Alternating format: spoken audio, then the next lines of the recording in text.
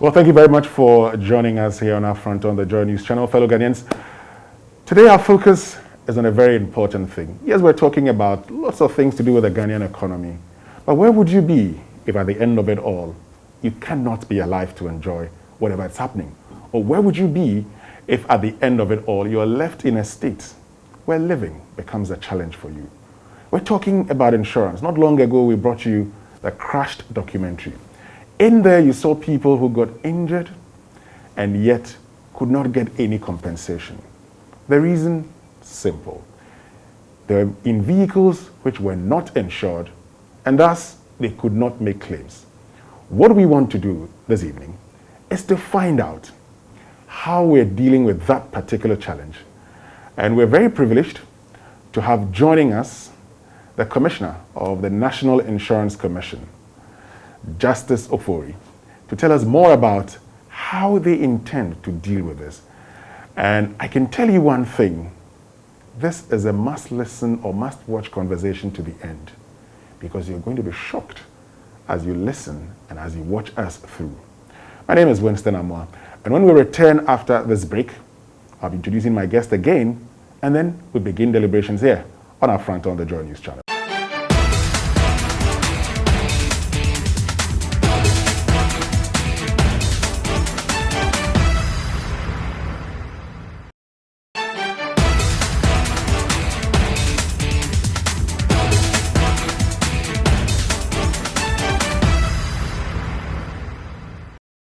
Thank you very much for staying with us and welcome back from that short break. Our guest this evening, Dr. Justice Ofuri, is Commissioner of the National Insurance Commission. Dr. Ofuri, thank you very much for joining us and welcoming us into your office. I believe you're doing very well. Yeah, I'm doing well, thank you. And you're helping to sanitize the insurance industry. That's what we're mandated to do. So we keep doing it. But are you doing that? How are you doing that? Well, we're doing it through so many mechanisms. First, through the use of our personnel and the use of technology, as well as the use of the laws that we use in managing our industry, which is the Insurance Act. Okay. So let's get to one thing. I mean, I'll come to all the laws that you use in managing your industry, but there's one thing that is of concern to me. The fact that 2.75 million vehicles registered in Ghana as of 2020. And 1.4 million of them are captured in your motor insurance database. How is that possible? Well, it's possible because we're not sharing information. People are not obliged to buy insurance if their vehicles are parked on the street, in their homes. So someone might actually register his vehicle, but he's not actually using it. Someone might register a vehicle, but he might be using it on a farm. So he probably thinks he doesn't need insurance because he wouldn't use it on the public road. But the most challenging problem is people using the vehicles on the streets, not having insurance. That is where the challenge is. And we realize that the only way you can combat this is the use of technology. We'll come to the use of technology, but I mean, to understand this, it means if you look at this critically, almost 50% of vehicles in this country are not insured. Yes. Because you're looking at 2.75 million and with 1.4 million not captured in your own database. That is scary. Nearly half, almost half of the vehicles in this country do not have insurance, endangering their own lives, those who use those vehicles, and the vehicles and the lives of others on the road. Yeah, it is a big challenge. As I said, the only way to enforce it is to actually use technology.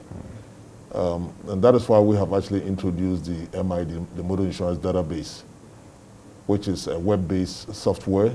It's also an underwriting software. All insurance companies in Ghana have to use this underwriting software to issue insurance policies and stickers. Now, it works so interesting. The moment a sticker is issued to you, the transaction goes through, you receive a text message acknowledgement, confirmation, giving you details of the transactions that you have actually embarked on, including the premium that you paid. What we are trying to do is to make insurance very transparent to the public.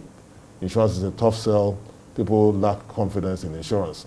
So we're making the consumer actually develop some confidence in the transaction they get themselves into. We know there was a time we had these guru boys selling fake insurances, and there was no way of authenticating the validity of the policies issued. But now it has been made simple. By dialing *920*57# and following the prompts, you can actually determine the authenticity of insurance on the vehicle. So I say, even if you go to a party and a friend wants to give you a free ride home, or even when you're going to pick Uber, don't just board the vehicle. Send it to this short code, follow the prompts, and get the insurance details before boarding the vehicle. We've also made it easy for the police by giving them GOTA phones. Honestly, the success of the MID has actually been so because of the support we are getting from the police. Without the police, we don't have the power to actually enforce arrests. So they are with us on the streets, and they're helping us to make sure that the roads are very safe, not only for the drivers, but also for users of the roads. Because anytime there's a vehicle on the road that is not insured, it's a threat to anyone who is using the road. Even when you are at home, vehicles can fly over and land on your roof. And if there's no insurance, where do you go? So if you're even going to your hometown and you need to board a public transit, before you buy your ticket, you should be able to confirm the authenticity of the insurance of the vehicle by just sending the license plate number to a short code and getting the confirmation. So as we speak, there's no excuse to be in a vehicle that has no insurance, whether you are so far as you're a passenger. Well, yes, you talk about there being no excuse, but you've talked about passengers. Not all passengers will check whether this vehicle is insured or not, and that's why it becomes a responsibility of you and the police in ensuring that these vehicles that are on our roads are insured. I mean, beyond having a system, what other things have you done? I mean, what have you done to convince me that, okay, so that vehicle that runs into me is not only uninsured, but sometimes, well, uninsured eventually, but sometimes actually with a fake sticker. So the police will just check and say, oh, move, go, because they see, insured, they see a sticker from an insurance company, and the LI 2180 is very simple. It says we should have these fixed on our cars. Yeah, I agree with you. The challenge is that you can only enforce the law when the person is on the streets. Mm-hmm. So that is why we work hand in hand with the police. We've also provided a lot of public education, flyers and others. We also providing training of 10,000 insurance agents. We believe that if people understand insurance, they can also spread the good news, the gospel. So we are back on the training of 10,000 agents nationwide from all regions. As we speak, we've trained a little over 5,000. The idea is to first allow people to gain some knowledge, some insight into insurance, and also provide some job opportunity for them. But once you come out and you are trained by the Ghana Insurance College under the auspices of the Insurance Commission, that pays the court fee. You are given a license, and insurance companies then recruit you to actually work as an agent. If you are an agent and you understand the product that you are selling, definitely you're also going to be able to translate it to the consumer.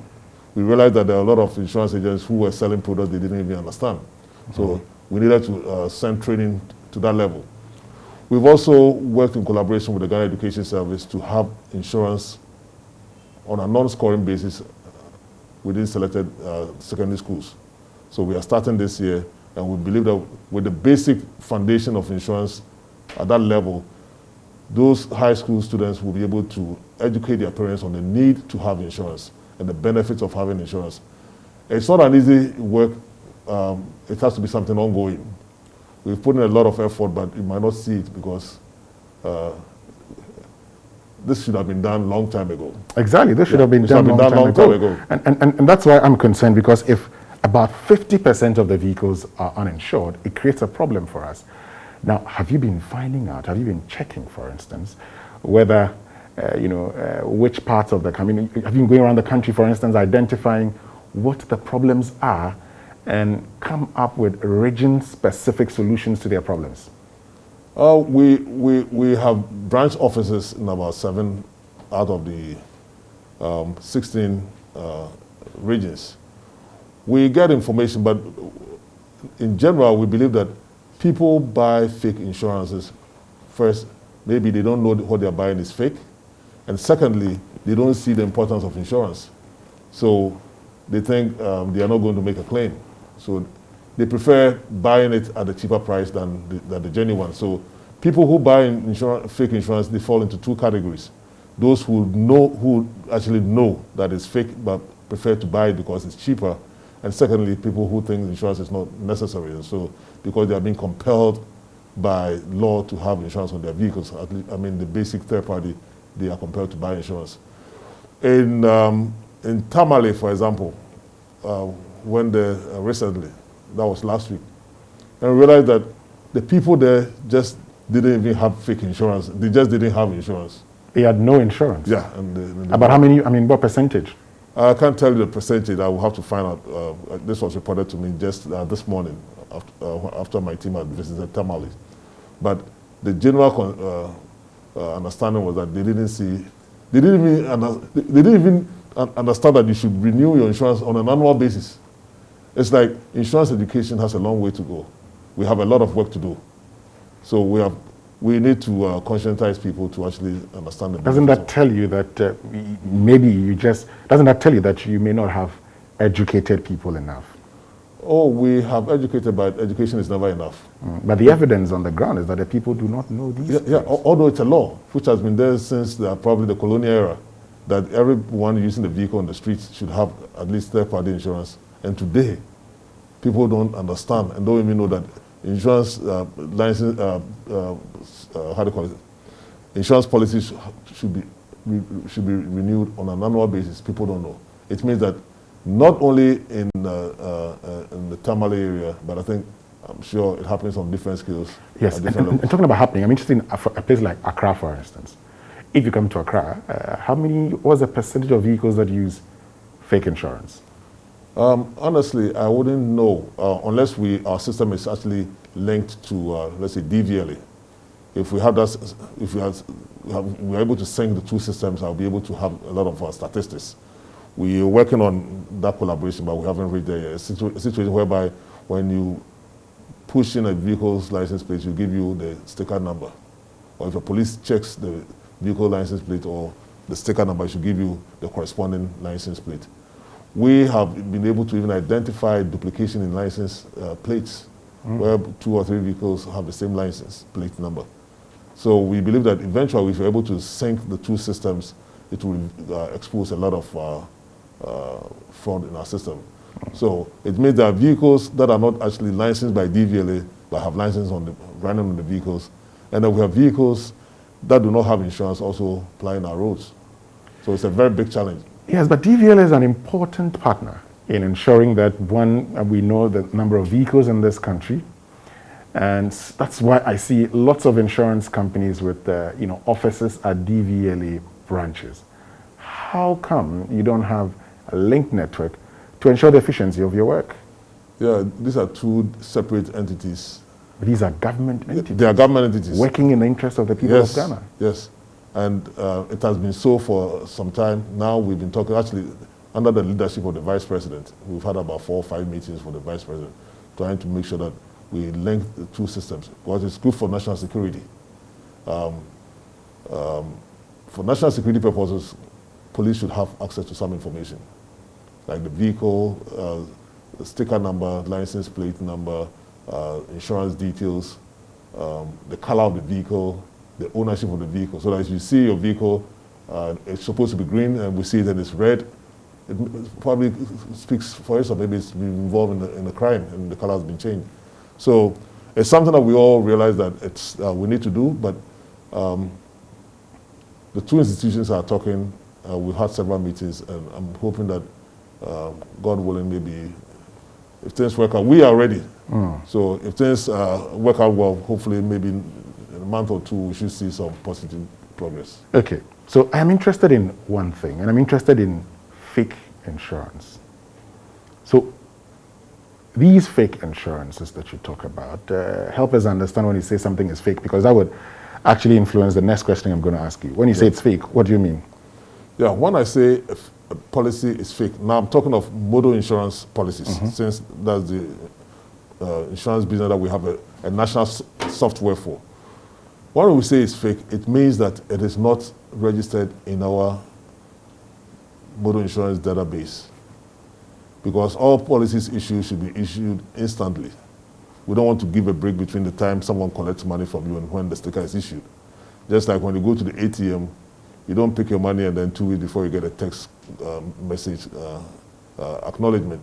It has to be real-time basis, on a real-time basis. So that is how it is. So if you buy insurance and the person says, he gives you a sticker and you don't get the text confirmation, unless maybe the network is broken down, you should get an acknowledgement. It means that you're buying something that is not real.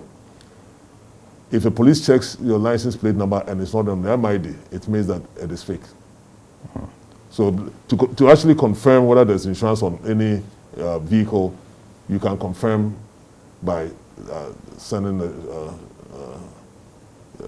message to the short code. Great. So what are the sources of these fake insurance? Yeah, the sources, that's a very interesting question. It comes from individuals. Fake insurance can even come from our own insurance industry. Well, we've seen instances where former agents have been involved in such practices. So it can come from people who have worked in our industry. It can come from people who are not from our industry. But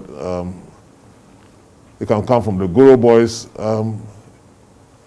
I don't know, but it comes from anywhere. Yeah. Let's start with those in the industry.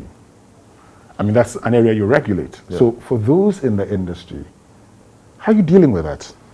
Well, if we find you, it's a crime. So we give you to the police and we make sure that you don't have the opportunity to work in our industry, or you've messed up your future.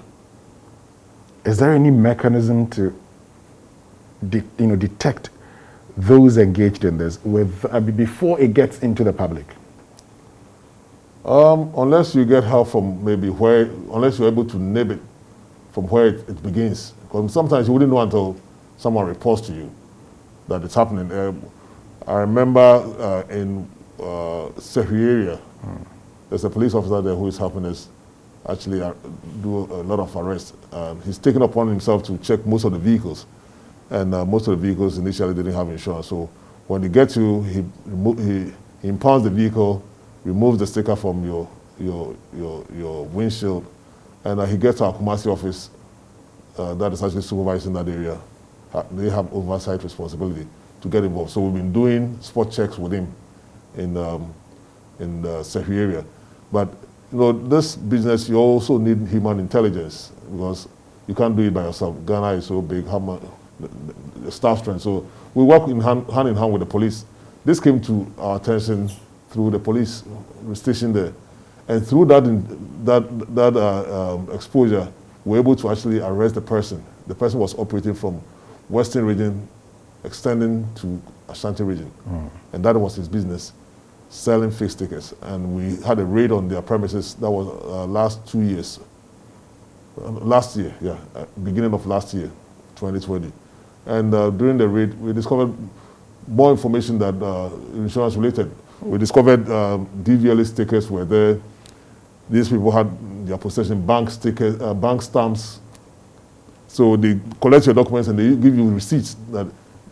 So it's a big mafia. So it's a big mafia. So one investigation leads to other. We were going for insurance, fake insurance investigation, and we saw the exposure that these guys were also involved in DVL sticker issuance and bank receipt issuance, and they had bank stamps. So that is how the whole thing. So sometimes you need human intelligence, and everybody should be on the lookout there. If you happen to be confronted by someone who is involved in this business, you have to let us know so that it will, we just get such people arrested. Have you had to sanction anybody within the industry for engaging in this? So far, we haven't been able to, we haven't picked anybody who is directly an employee of an insurance company. Those that we have arrested are people who are actually operating independently. We don't know the source. Once it's a criminal offense, we leave it to the police. But I'm sure the police eventually will probably find out where these stickers were printed, and so that we can determine the source. But I'm sure the printing presses will also be involved, because if it's being printed, it's coming from somewhere. And because of that, that is why because of these experiences, we decided to introduce the MID. Because the MID is way advanced than the stickers. You shouldn't be fooled by stickers you see on vehicles. Your confidence should come in sending a shortcode to *920*57# to verify the authenticity of any document that you have. I'm sure you agree that even when it comes to currency, there are counterfeits. And so it's easy for people to actually fake insurance stickers. So for you to get any confidence in insurance, send it to the shortcode and be rest assured. Great, but one thing I want us to focus on. So for those insurance companies whose stickers are being faked, or who have been, people are actually using their stickers for dubious activities, you are the regulator. When you see these, have you engaged them? What are the plans that the whole sector has to deal with this, beyond the *920*57#? Yeah, what is happening is that even with the MID, people are faking it. But the MID is just a black and white paper. And when it's issued to you, despite the fact that you see the insurance company's initials, it shows you that it's coming from NIC.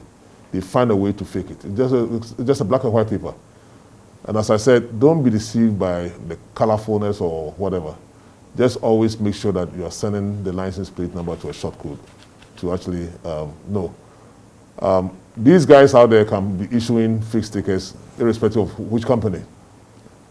Because it's just black, it's the same sticker we're issuing for all companies, just the initials of the companies that you might find on it. So the companies themselves, honestly, probably don't even know until we bust it. But some have said that some of these companies could be complicit in all of this. If they are complicit, we will know. How would you know? We would know if someone has bought insurance from a company and it's fake. We can actually trace whoever sold it to him to the company where he bought it from. Because you buy it from maybe, and it's going to be very difficult for someone working within a company, I mean in the office, to sell a fake document within the office. What we have seen were people who were agents of insurance companies who are now operating. They've learned how the system works, probably were able to secure some official documents, and they are doing something on the site. But not people, if you're actually working within an insurance company, it will be a difficult thing. Because yes, go ahead. Because you can easily be busted. I have seen a corporate institution whose vehicles, they have insurance stickers, but those vehicles are not in the motor insurance database. Clearly, it means they've not been insured. But if you were to see them today, all the vehicles come with stickers. I am not sure that this particular corporate institution just engaged with an agent. They have a relationship with an insurance company. We don't know, because we have corporate... I would give you the name later, but that's what is happening. Yeah. If we have the name, we can go, if we have the name. What would help us is getting the vehicle registration numbers. But that is what we use. Because if you mention a company, I don't know how many vehicles the company has. I don't know their license plate numbers. But if I can get the vehicles, if you see a vehicle without insurance and you give me the license plate number, then it helps me to know who is the owner and as to whether they are registered in the system. I mean, if individuals can be found wanting, it means that organizations can also be found wanting, because it's individuals who manage organizations. So organizations don't become bad by themselves because of individuals who work there. So I wouldn't dispute that at all, that an organization can be having fake insurances knowingly or unknowingly. Well, my guest this evening on our front is Dr. Justice Ofuri. He is Commissioner of the National Insurance Commission, and we're talking about, a very important thing, the fact that out of 2.75 million vehicles in Ghana, 1.4 million are captured in the motor insurance database. That means those are the vehicles that are insured. So you have about half Okay, you have more than 1.3 million vehicles on our roads not insured. Just think about it and think about what that means to our lives. And that's why it's important for us to actually look at how we can deal with this particular issue. And that's why we're here this evening on our front, having this all-important conversation. So let's get back to it again. And we've talked about what you've talked about the GOTA, for instance. You say you put about, how many, 500 or 1,000? Yeah, we've given 500 GOTA phones to the police. We also procured an additional 500, which we are going to give them probably within a week or two. We already received them, so they'll be getting an additional 500, making 1,000, okay, which they will distribute amongst the MTTD throughout the country. Just to take you back, when we're talking about the number of vehicles registered versus those insured, we forgot to take note of government vehicles. Government vehicles, most of them are not by law required to be insured. But why? That's another issue. So let me finish for your question. Yeah, so government is not by law, it's exempted from having insurance. So the military, the police, and other government institutions, the GV vehicles, don't have insurance, unless the entity itself wants to buy insurance. But the law exempts them from having insurance. They are self-insured somehow. So it's like they have insurance but self-insured. That is how the law is. So yeah, that's another issue. I mean, that's another issue, because for many persons who have been engaged in accidents with government vehicles, the complaint has always been they never get any. It takes them forever, because now you're expecting the government entity to compensate you, and it sometimes would take them forever. You're the commissioner. Shouldn't we be, making it compulsory for government vehicles to also get insured? Yeah, the commissioner, there is the law. The commissioner doesn't make the law, but we can always advise government on the benefits of having insurance, not being self-insured, but actually subletting the insurance to a third party. Is that something you want to advise government? We're actually working on, our research department is actually doing a research on the benefits of having government vehicles being insured versus not being self-insured. And we can make a case for government to look at it. Yeah. Great, because for many of us, the concern will be that we expect all vehicles to be insured. Yes, government vehicles, but maybe we should be looking at a change in the law to ensure that. They don't have insurance like with a third party, but government as an entity is self-insured. Yes, it's self-insured. The government never gets to pay. Claims a lot of the times if they engage in accidents, it takes forever. Yeah, so maybe it's something we have to sit down with government for them to actually appreciate the benefit of outsourcing insurance to a third party. Great, and that's what I want. I'm talking about the claims taking forever. Will take me to one other issue, which we'll talk about shortly. How sometimes a lot of people complain about how long their claims take, but you've talked about giving 1,000 GOTAs out. Now, these 1,000, how are they distributed in the country? Yeah, with respect to the distribution, the NIC doesn't get involved. I know, but since you're giving it to the police, for instance, do you know how the police is distributing it? Because at the end of it all, it should serve your interest in making sure that the vehicles on our roads are insured. Yeah, we didn't want to get into it. We know the GOTA phones were meant for the motor traffic and transport department. Yeah, so they have the logistics. We don't know their distribution network. So we've left that to them.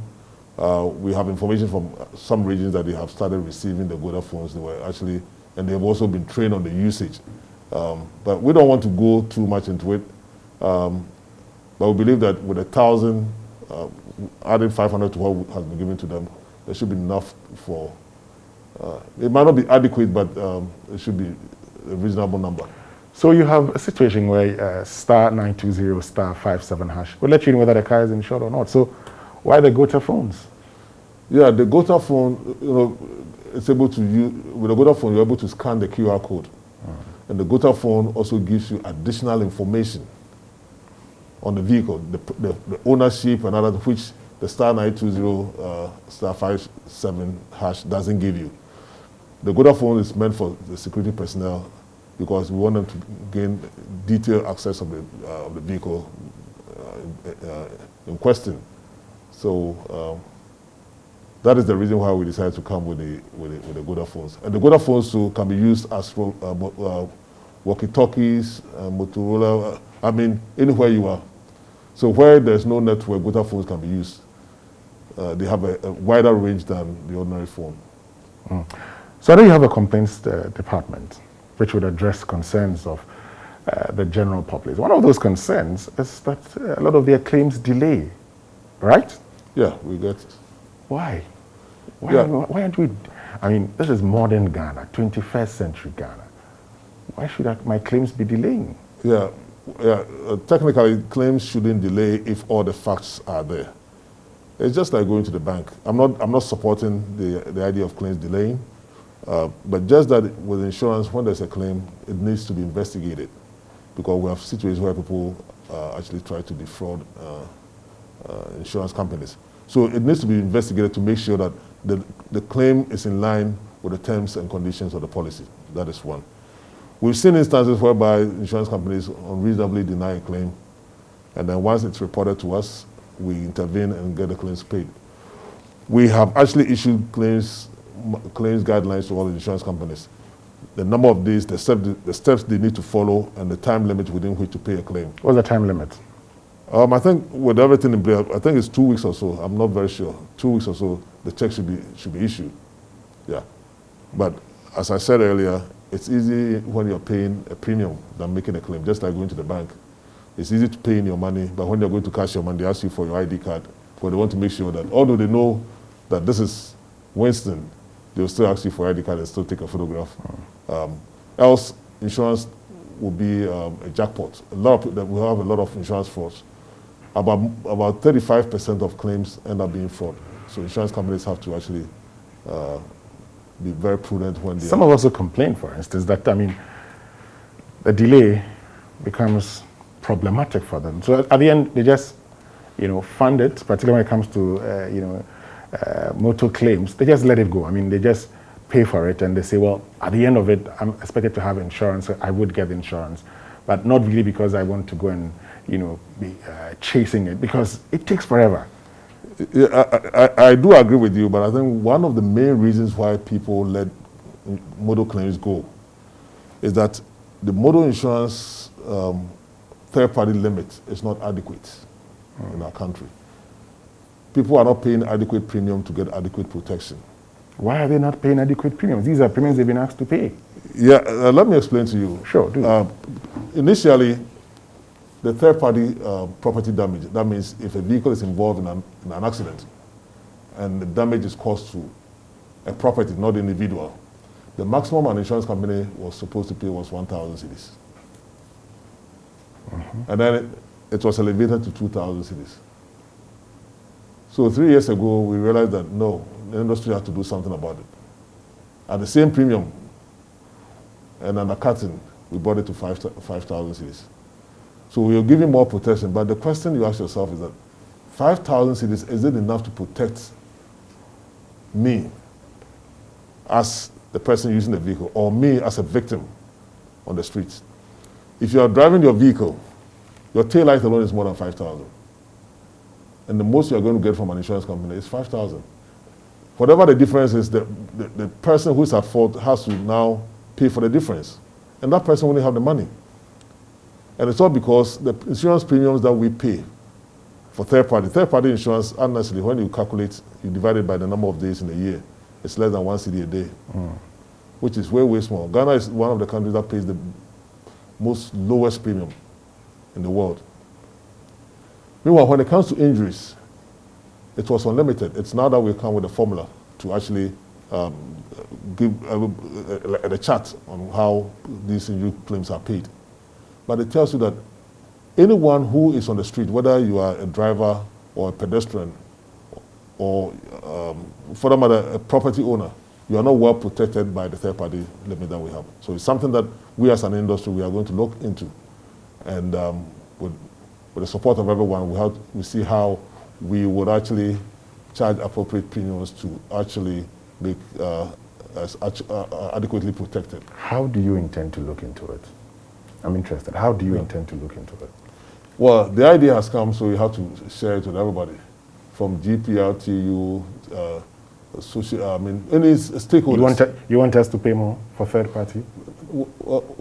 Yeah, the bottom line is that if you want to get something better, it comes at a price. So you're considering increasing it? Yeah, but you cannot just increase it without getting people's understanding that they are not adequately insured. I own a vehicle, and I would like to pay premiums very low. But the question I ask myself, if I'm paying low and the benefits are low, am I adequately protected? I prefer everybody being adequately protected. And being adequately protected means that if someone runs into my vehicle and it's going to cost, let's say, 50,000, 100,000 to repair my vehicle, assuming I don't have third party, maybe when you have comprehensive, you don't think about this. Imagine you have a vehicle and all you did was to buy third party insurance. So your insurance will be responsible for your liability towards others. Now, what happens when someone runs into your vehicle and all you can get from the insurance company is 5,000 cedis? Because by law, it shouldn't be able, everybody, so people are very meticulous and they will decide that I'm not buying comprehensive. You should be able to buy comprehensive and chase at fault person's insurance company and get adequately compensated. But the way we have right now, the situation is such that you are compelled to buy comprehensive yourself to protect yourself, even if someone is negligent for your damage. And that is, I want people to start thinking along those lines. Because in other jurisdictions, what happens is that if someone runs into your vehicle, the third-party limit is so huge to the extent that it can take off repairing your vehicle, even if you have to replace your vehicle, if that is what it, because the limit is, but they pay higher premium. You see, because you cannot be paying 200 and it's, I think, 327 cedis a year, and expect that the insurance company can be paying for losses to vehicles that are worth thousands. So this might not be resolved today, but we need to be, people like me and you who drive on the vehicle should accept that we have, although we have insurance, had it not been our comprehensive coverage, we have nowhere to go. Great. And that would take me to a very important issue. And this issue would have to deal with towing of vehicles, stationary vehicles, or vehicles that get destroyed, abandoned vehicles on our roads. We're told about 11% of accidents as a result of that. There's been lots of conversation about a towing levy. Some have talked about a mandatory towing levy. And just recently we realized that you've been engaging the Vice President on that. We're going to be finding out how you intend to solve that, but that will be after these few messages here on Upfront on the JoyNews channel, where this evening my guest is Dr. Justice Ofuri, who is Commissioner of the National Insurance Commission. Stay with us. We'll be right back.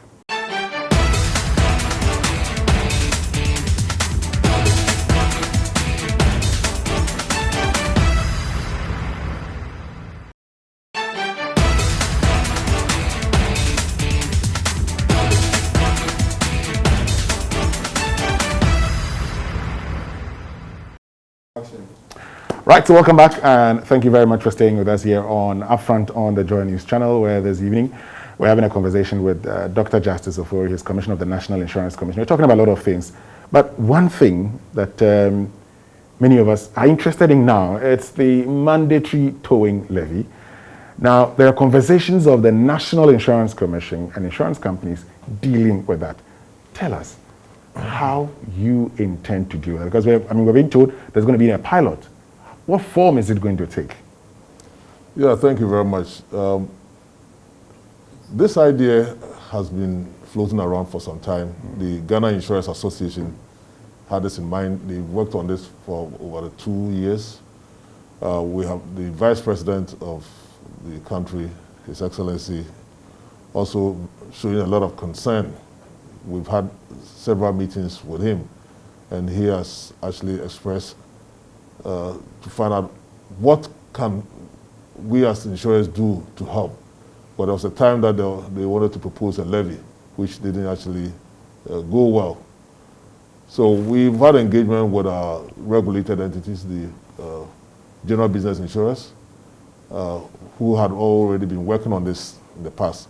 And we feel that we should be able to find a mechanism within the current premium regime without raising any additional premium, because we know that all comprehensive vehicles in our country have the towing element in it. So we have to find out how we can actually take that towing element out and then use it as our give back to society. It's not going to be an easy thing, but we think we want to pilot it in Accra. Hopefully by August, we hope that we might have been able to start. And then start the pilot program in Accra at no cost to the consumer. We want to give something back to society at no cost to them, because when there was going to be a levy, society didn't like it. Society has to actually benefit and see the importance of the compulsory toll. But we all drive, and we realize that stationary or disabled vehicles on our roads are a danger to drivers and pedestrians. So whatever we can do to make our roads safe, we are going to start as an industry, and we take it from there. But we don't want to do it at a cost to want to dwell on the comprehensive insurance premiums that people have paid and pick some money from there to do that. Great. I'm sure that a lot of Ghanaians will be happy with that, because nobody wants to pay more in these times. And so let's look at this. You're taking the towing levy in the comprehensive insurance bit. Now, how much is that, and how much are you likely to generate with the number of comprehensively insured vehicles, and can it really achieve the goal? So far as our pilot program is, we believe that we can, with Accra, we should be able to start something, and then we'll see. When we get to the bridge, we'll cross it. But the general principle is you don't want this to cost. Yeah. We don't want to go there. We don't want to go there. We don't want a situation whereby anything that needs to be done, people have to be levied. We don't want to do that. And that is why we're working with our industry, our regulated entities, to make this a success. It's a give back to society. And we're expecting this, all things being equal, in August. That is our target goal. If it's not August and it's September, we'll take it. If it's before August, we'll take it. Because I want to come back and tell you that you told me August. So I just want you to tell me August this year. Yeah. August, okay. So we have noted this. We are hoping by August. How to say we're hoping? It's only God who can tell you the exact date. Oh, no. But I still note it as August. I'll note it as August. Yes, I'll come back to it. Yes, I'll come back to it in August and find out whether we've actually, started. Honestly, the industry is ready. They wanted us to start like yesterday. That's interesting. That's great to note. But one other thing, though, is the fact that you have been talking about a minimum capital requirement. You're increasing it from what, 5 million to 50 million? No, 15 million to... No, sorry, 15 million to 50 million. Yeah. Okay. And that was supposed to take effect in June this year. This year, yeah. It's been extended to January 2020. January 1st, yeah. January 1st, so that's December 31st. Yeah. Realistically, can all the insurance firms meet this minimum capital requirement? I don't think everybody can reach that minimum capital requirement, but the companies are encouraged to find other financing mechanisms, whether teaming up or forming strategic alliances to meet the minimum capital requirement. Of course, the regulator doesn't want to kill any regulated entity, because if they don't exist, we wouldn't survive. But the primary objective of a regulator is to seek the interest of policyholders. Insurance companies will come and set up, but we want to make sure that they are solvent, they have monies to pay claims when claims are legitimate. Because the same consumer will come to us and complain of companies that are delaying, dragging their feet to pay claims. And it's all because sometimes the companies are not solvent. The current 15 million, I can tell you, the current 15 million, some companies are struggling. They're struggling to meet Yes. So they are insolvent? Yeah, some companies are insolvent, and some companies have been stopped from writing businesses because they don't meet the minimum capital requirement. Some of them are running in negatives. But we want to have a clean market where people will have confidence in insurance, because insurance deals with risk, and risk will be part of our lives. So every insurance company should have a risk mitigation mechanism, which includes solvency. There should be the cash flow to pay claims. It's not just a matter of having 15 million and set up a claim, because you are taking on risk, and the losses will come. You have administrative expenses to also incur. Well, we didn't just arrive at 50 million by just coming out with a number. We did an empirical experiment, and we realized that even when our current minimum requirement is 50 million, before a company comes on board, we look at their operations, and initially we actually bring maybe 25 or 30 million, looking at your business plan. But even when they bring this amount, within 3 months, 4 months, we go back and tell them, bring another 5 million, bring another 5 million, bring another, because it's not easy to run an insurance business. And insurance businesses are long-term investments. It's not like selling tomatoes where you buy and then go to the market and sell and get your profit back.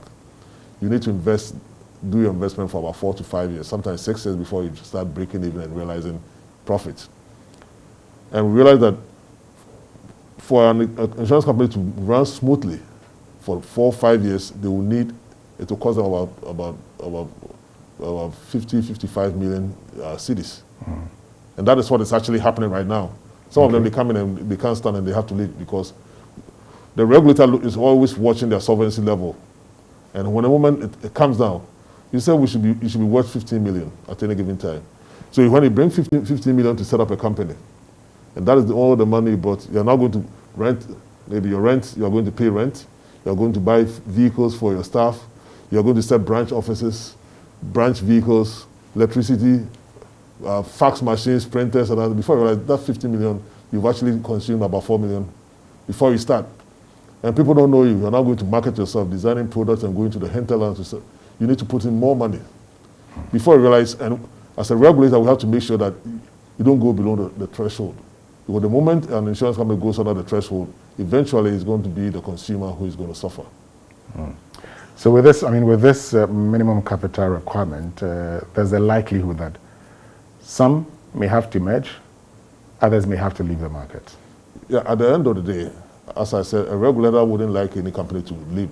But that's but that's a possibility. Yeah, but the interest is the general public, the consumer. If you allow people to be running on the market, and the market is not good, and people don't lack confidence in insurance, the same people come and blame the regulator. That why do you allow people who are not solvent to be on the market? So it's a corporate decision that owners will have to make. Do you want to be an owner of a company 100% and not make profit, or be a 10% owner but be making profit? I cannot advise you. You get me? But sometimes we attach sentimental value to things that are not actually giving us money. But this is not for the regulator to say. We want to be sure we protect the interests of the public and the consumer. And if the companies do not meet the December 31st deadline, you revoke their license? Yeah, it's a process. We go through a process. We have to now look at what do we do with the existing clients, because people have policies with them. If you close down the company, where do they go? So we put in a mechanism to deal with such inconveniences, whether to transfer them to another company and let them run, or there are so many mechanisms we put in place. These things go on. This is not the first time that the company will be going under. Sometimes, because you don't hear, sometimes companies that do not meet their minimum capital, eventually we help them to actually exit the market. And we find an amicable way to do it so that it doesn't actually cause any shock waves to You've seen the financial sector cleanup, the banking sector reforms. What lessons have you learned from it in embarking on this particular exercise? Yeah. Well, we've learned we don't want to cause any tsunami in our market. So insurance, we're using diplomacy and tact to deal with existing clients. A company might go under, but we want to make sure that we maintain the clientele. And the best way is to move the insurance to another company. You have car insurance, your company is going, no, you've paid premiums, so we'll shift you to another company, and you still enjoy the benefits of having insurance. So we have different ways of doing it. And we are trying to make it very tactful so that we don't cause any any shockwaves in our insurance industry. Well, there are many who say that was the plan with the banking sector reforms, but here they are because we moved to other banks, but the challenges persisted. Yeah. So how different will this be? Oh, take my promise that will make sure. Now the question I have to ask you too is that what happens if you don't sanitize the market and people are not getting their claims paid? You know, there was a question you asked me. People's claims are being delayed and other things. Yeah, these are sometimes the challenges because there's the cash flow problems. People are undercutting. What is happening with the MID is that we know that they are charging the adequate premium so that there'll be premiums, there'll be capital to pay losses. When you allow people who are not doing well to also roam around, you are actually causing more harm than good. So you weigh the two and make sure that you have a balance. Yeah. Finally, let's talk about the marine insurance protocol. Tell us more about that. By law, apart from commercial personal items being imported into the country, all commercial items would have to have insurance with a Ghanaian insurance company. And ourselves and the Shippers Authority and the GRA have signed an MOU to make sure that we help enforce this marine law. Of course, other stakeholders are involved, like GUTA and other things. We are engaging them to make them understand that this law is actually for their good. It's for their good because no matter what, when GRA is calculating the premium, the taxes to be paid, they will have to find a rate for insurance. And normally they will put 0.85 cents for their calculation. But most insurance policies are way, way lower than that. I think the lowest is about 0.2%. So if we use this formula to work it out, the importers are going to pay lower taxes, but they'll still have insurance protection locally. Previously, the GRA was using 0.85, but you had no insurance protection anyway. You still have to buy insurance. So you're going to kill two birds with one stone. Okay. With that, we're also going to build a marine insurance database like we are doing with the MID. And GRA will have access to this software at all their destinations. So if you bring in a policy, you cannot actually underprice a marine insurance. The system will not allow you. The GRA will also be able to verify the authenticity of any insurance that you are providing. Because people can just come with an ordinary paper and say, this is an insurance that I have. So we're doing all these things to make sure that the importers and traders are adequately protected and they are insured by insurance companies in Ghana so that when there's even a legal suit, you don't have to go to a foreign company to go and claim because you don't even know the foreign laws, but you'll be getting the needed protection from Ghana here. Great. Dr. Justice Ofuri, thank you very, very much for joining us on our front, and we must say thank you particularly that you have decided, to engage in the towing without tasking all of us. It's very important, and I'm sure Ghanaians would be grateful, would commend you that you've decided to do that as a way of helping society. Thank you once again. We're Thank you very much, Winston, for joining us. And that'll be all from us this evening on our front on the Joy News channel. My name is Winston Amwa. Up next is the Joy News Prime. Keep watching the Joy News channel. Have a lovely evening.